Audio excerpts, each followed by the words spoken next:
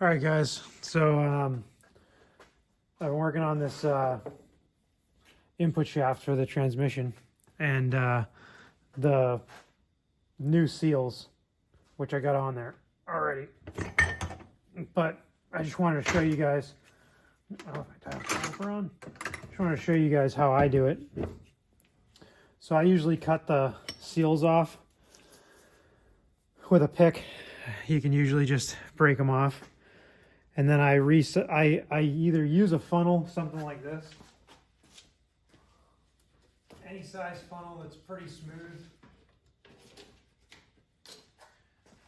Any size funnel that's pretty smooth like this that you can resize these rings.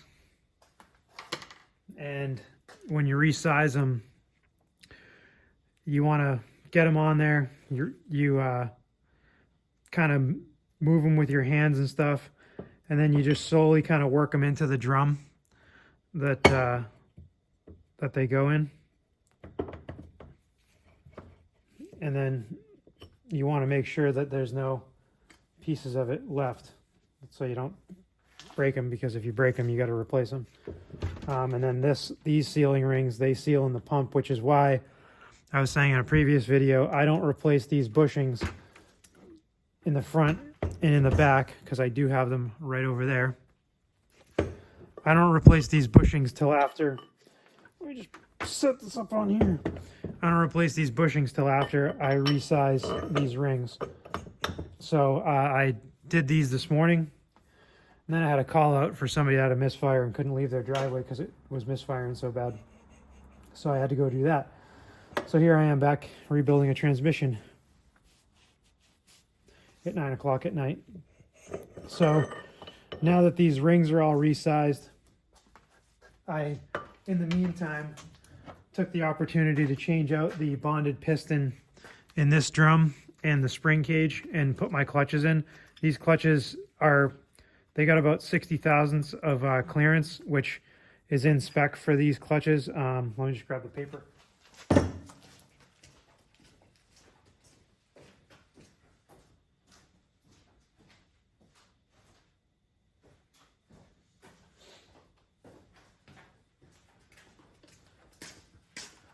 I should write more stuff down, but the overrun clutches are 33 to 94 thousandths, and I'm at 60 thousandths, so I'm right in the middle, so that's pretty good.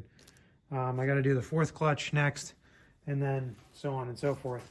So just wanted to show you my little deal with, and I use a few different styles of picks. These are some gear wrench ones, but I have some Mayhew ones and some Cornwell ones, and this is a Mayhew one. But I have a bunch of different picks for doing transmission work. You really kind of need to have a lot of different stuff to get these sealing rings on and everything. So, anyways, this is probably one of the most daunting things that people have, and they buy special tools for them and stuff. And you don't need special tools for them. You can either spread them with a funnel and get them on, or you can just slowly work them onto the shaft with a pick and get them on.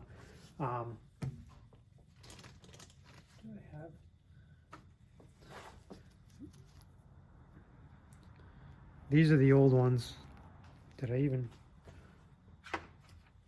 even know if I cut. Yeah, the big ones I did not even cut. I just worked them off, but this is what they look like when they break. These are the old ones. I just broke them off. But these are the original ones from right here. And I just stretched them out and worked them off. And again,